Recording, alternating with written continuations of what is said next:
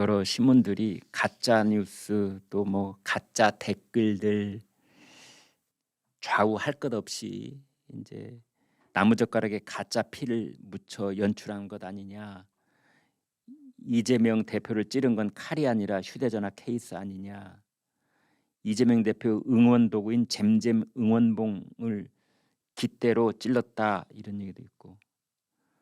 그런가 하면 이제 또 김어준 같은 사람은 피습에 사용된 흉기가 횟집 회칼이었다. 정육점 칼이었다. 일식집에서 쓰는 이렇게 이 폭이 좁고 기다란 그 회칼이 있잖아요. 조폭들이 갖고 다닌다는. 아니면 정육점의 칼 보면은 어떨 때는 좀 섬뜩할 때 있지 않습니까? 그런 칼이었다. 그러니까 막 양쪽에서 다 이제 그런 건다는 건데 겨우 부산 경찰청에서는 아무튼 등산용 칼이었다. 지금 그렇게 얘기를 하고 있습니다. 그래서 아무튼 세상은 변했다. 그런 영상이 그러니까 그 습격을 하는 그 장면이 있지 않습니까? 부산 가덕도 그 입지 거기에서 이재명 대표가 기자들하고 질의응답 마치면서 이제 차량으로 이동할 때 그 아수라장이 됐던 그 현장에 영상이 있어서 영상이 일단 전 국민이 공유가 되는 순간 전 국민이 사이버 수사대가 되는 그러한 것이 지금의 현실이고 그것이 추세입니다. 제가 그런 말을 한 적이 있는데요. 이걸 방지하려면 어떻게 되냐? 구글 막으면 됩니다. 유튜브 금지 오늘부터. 시진핑이 중국에서 했던 것처럼. 그걸 바라십니까? 아니잖아요. 맑고 투명하게 모든 걸 다 공개하고 그 궁금증을 해소시켜주면 되는 겁니다. 그러면 다 사라집니다.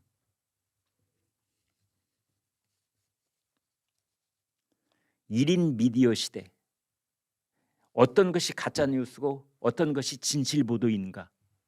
이걸 눈 밝게 가려서 소비하시는 그런 분들이 지금 이 시간 이 방송 공유하고 있다고 저는 확신합니다. 또 오늘 한 신문은 이런 이제 그 시비를 붙으면서 이제 문제 제기를 했어요. 테러는 뒷전이고 이재명 습격범 당정만 간다. 최악의 진영 정치다. 사건의 실체보다 범인이 어느 쪽 사람인가가 더 중요한 것이다. 제가 이런 식의 생각을 갖고 있는 사람, 이런 식의 보도를 하고 있는 메이저 언론사, 그 기사 쓴 사람에게 묻고 싶습니다. 이번 사건의 실체는 뭡니까? 기회가 왔으니 이 얘기 잘 꺼냈어요. 이번 이재명 대표 피습 사건, 사건의 본질이 뭡니까? 사건의 실체가 뭐죠? 이 땅에서 테러는 영구 추방해야 된다. 이게 실체?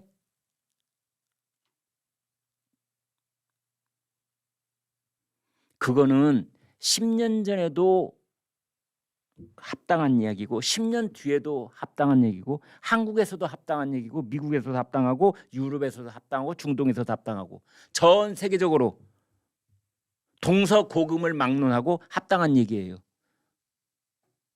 브루투스가 시저를 찔렀던 그때부터 지금까지 다 합당한 얘기예요. 그거는 언제나 통시대적으로 합당한 얘기는 하나만 하는 얘기. 그러면 이번 사건 2024년 1월 2일 날 벌어진 한국 땅에서의 부산에서의 이번 사건의 본질은 뭐냐 이거죠. 그것은 사건이 벌어졌을 때 증거물 제1호가 범행에 사용된 흉기예요. 총으로 쐈으면 그 총이거나 거기서 떨어진 탄피이거나 피해자 몸속에서 난 탄환이거나 칼로 찔렀으면 피해자의 그 흉터, 상처 그리고 그 칼, 이게 증거물 제1호인 겁니다. 이것이 무엇이었느냐, 이걸 확보했느냐 이겁니다.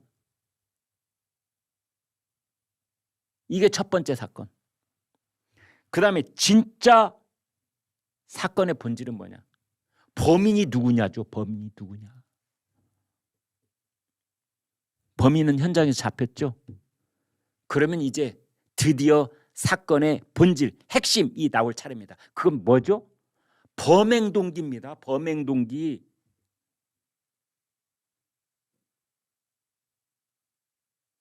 제 앞에는 저희 조선일보 기자 동료 전현석 대표님이 계시는데요.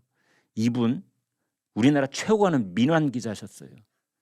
그런데 이분이 취재를 할 때 첫 번째 밝혀내야 되는 게 뭔지 아세요? 물론 범행 흉기 이것도 밝혀내는 거지만 그보다 더더욱 중요한 건 사건의 본질인 겁니다. 그건 뭐냐? 범행 동기를 알아내는 겁니다. 범행 동기. 왜 그랬을까?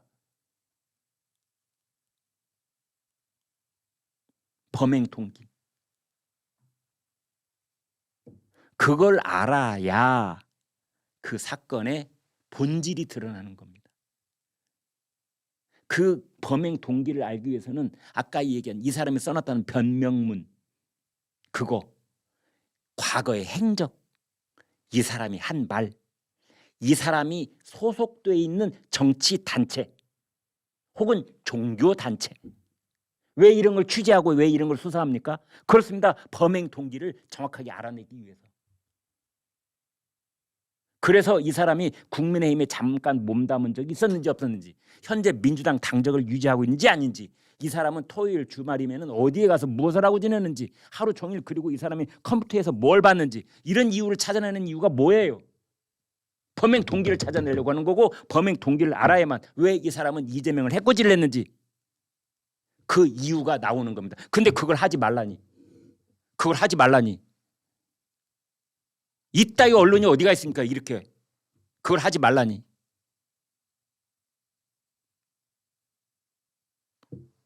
그걸 제대로 수사당국이 말하고 있지 않기 때문에, 그렇기 때문에 지금 이런저런 얘기가 나오고 있는 것 아니겠습니까? 아유, 오늘 준비한 내용 여기까지 하겠습니다. 저 댓글 여러분하고 같이. 이재명 대표 피습. 네, 저희 시청자들께서 보내주신 댓글입니다. 이재명과 엮이면 매사가 꼬인다. 쉐님이 말씀해 주셨어요. 야, 부산대병원 조을지에 동네 병원 취급했네. 아이구야.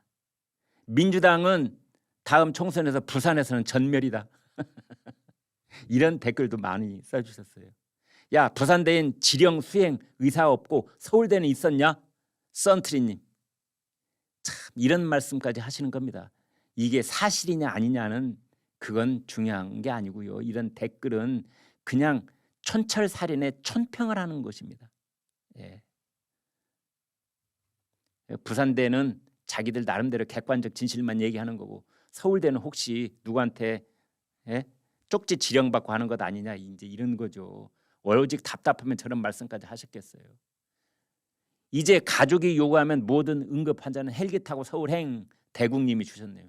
지금 이게 저 그냥 쓰신 댓글이 아니고 아까 그 의사가 올렸다는, 내부 통신망에 올렸다는 그 글 여러분 아시잖아요.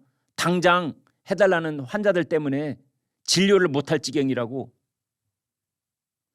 은폐하니까 의혹이 난무하는 것이다. 패서파인더님. 기자들 유튜브 베껴서 댓글 베껴서 기사 씁니다. 네, 네, 그런 경우 없지 않아 있을 겁니다. 네. 그런데 그래서님,